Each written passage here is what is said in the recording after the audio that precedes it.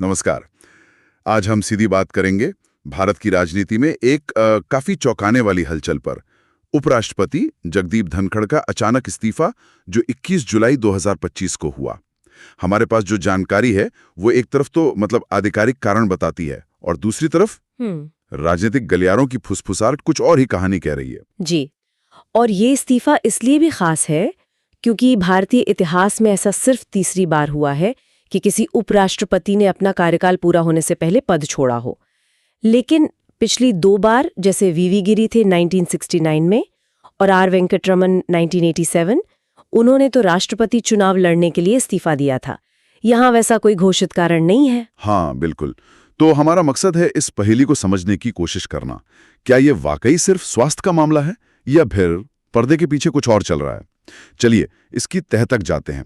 तो इस्तीफा हुआ सोमवार शाम 21 जुलाई 2025 को, ठीक संसद के मानसून सत्र के पहले दिन। जी, धनखड़ जी का कार्यकाल तो अगस्त 2027 तक चलना था।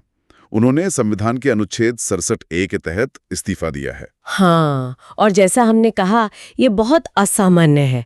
मतलब गिरी और वेंकटरमन के इस्तीफे तो एक तरह से समझ आते थे, वो राष्ट्रपति पद के उम्मीदवार थे। धनखड़ के मामले में ऐसी कोई सार्वजनिक घोषणा नहीं हुई। इसने सबको चौंका दिया है। तो आधिकारिक तौर पर क्या कहा गया है? इस्तीफा पत्र में राष्ट्रपति द्रौपदी मुर्मू को लिखा गया है कि ये फैसला स्वास्थ्य देखभाल को प्राथमिकता देने और चिकित्सा सलाह का पालन करने के लिए लिया गया है। और इसके पीछे कुछ ठोस वजह भी दिखती है। जैसे मार्च 2025 में उन्हें सीने में दर्द के लिए एम्स में भर्ती कराया गया था। हाँ, वो खबर आई थी। फिर जून 2025 में नैनीताल में एक कार्यक्रम में वो बेहोश हो गए थे और हाल ही में उनकी एंजियोप्लास्टी भी हुई थी। बिल्कुल, स्वास्थ्य संबंधी चिंताएं तो अपनी जगह हैं, और पत्र में उन्होंने राष्ट्रपति, प्रधानमंत्री और सांसदों का आभार भी जताया है। लेकिन राजनीति में, जैसा आप जानते हैं, टाइमिंग बहुत कुछ कहती है। सही कहा। इस्तीफे का वक्त मानसून सत्र शुरू होने के ठीक पहले, और ये तथ्य कि वो इस्तीफे से कुछ घंटे पहले तक सक्रिय थे, इसने संदेह को जरूर जन्म दिया है। बिल्कुल। विपक्ष तो खुलकर सवाल उठा रहा है। कांग्रेस नेता जयराम रमेश ने इसे चौंकाने वाला और समझ से परे बताया है। उनका सीधा सवाल है कि जब धनखड़ सुबह तक काम कर रहे थे तो अचानक ऐसा क्या हो गया? और सिर्फ कांग्रेस ही नहीं, आप देखिए एएपी है, शिवसेना, यूबीटी, आरजेडी, ये दल भी कहीं न कहीं केंद्र सरकार के साथ गहरे तनाव की तरफ इशारा कर रहे हैं। उनका मानना है कि बात सिर्फ स्वास्थ्य की नहीं हो सकती। तो अटकलें क्या हैं? क्या चल रहा है पर्दे के पीछे? पहली सबसे चर्चित बात तो जयराम रमेश ने ही उठाई है। 3 घंटे का गैप। इस्तीफे वाले दिन दोपहर 1 बजे से 4:30 बजे के बीच क्या हुआ? हाँ, देखिए, राज्यसभा की बिजनेस एडवाइजरी कमेटी यानी बीएससी की बैठक 12:30 बजे हुई थी। जी, जो सदन का एजेंडा तय करती है। हाँ, लेकिन 4:30 बजे जब दोबारा बैठक होनी थी तो वरिष्ठ मंत्री जेपी नड्डा और किरण रिजिजू नहीं आए और कथित तौर पे धनखड़ जी को व्यक्तिगत रूप से सूचित भी नहीं किया गया। अच्छा, कहा जा रहा है कि इससे धनखड़ जी काफी नाराज हुए।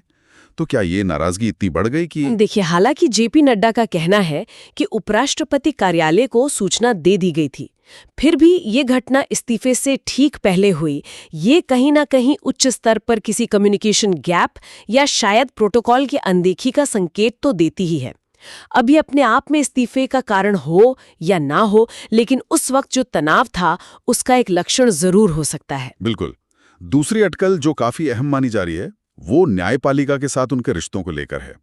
उनका आखिरी बड़ा आधिकारिक काम क्या था? इलाहाबाद हाई कोर्ट के जस्टिस यशवंत वर्मा को हटाने के प्रस्ताव को पेश करने की अनुमति देना। हाँ, ये काफी महत्वपूर्ण कदम था। और ये अनुमति ठीक तब आई जब सरकार ने जज के खिलाफ लोकसभा में कार्रवाई शुरू करने की घोषणा की थी।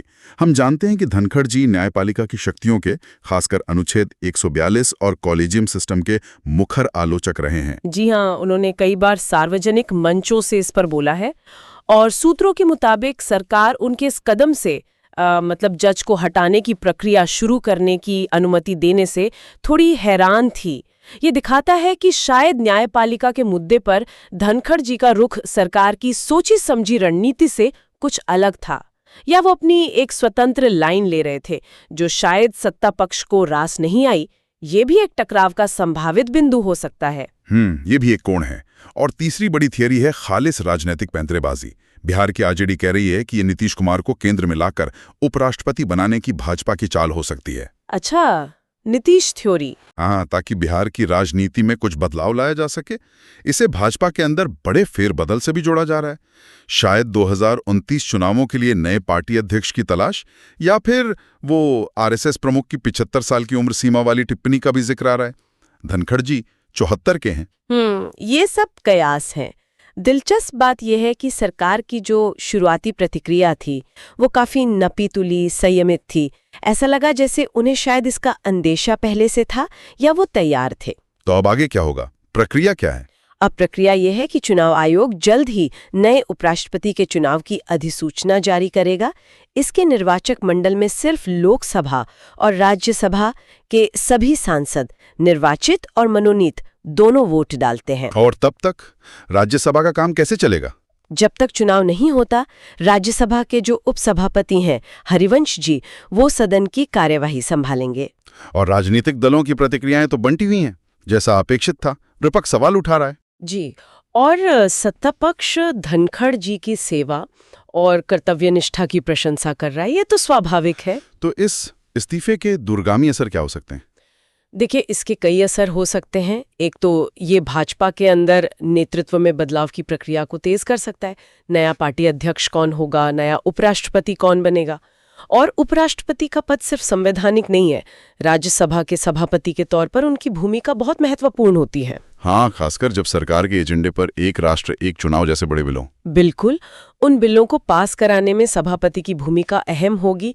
इसके अलावा एक कैबिनेट फेरबदल की भी सुगबुगाहट है, जिसका संबंध शायद बिहार जैसे राज्यों के आगामी चुनावों से भी हो सकता है। तो कुल मिलाकर देखें तो जगदीप धनखड़ का इस्तीफा सतह पर जितना सरल दिख रहा है, मतलब स्वास्थ्य कारणों से, उतना है वही।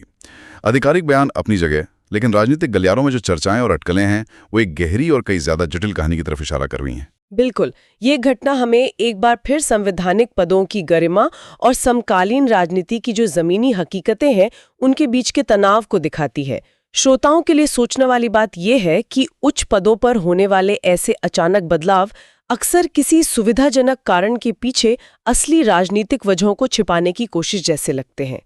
इस प्रवृत्ति के बारे में ये घटना क्या कहती है, और अब जो भी अगला उपराष्ट्रपति चुना जाएगा उनका चयन भारत की आने वाली राजनीतिक और विधायी दिशा के बारे में हमें क्या संकेत देगा, ये देखना महत्वपूर्ण होगा।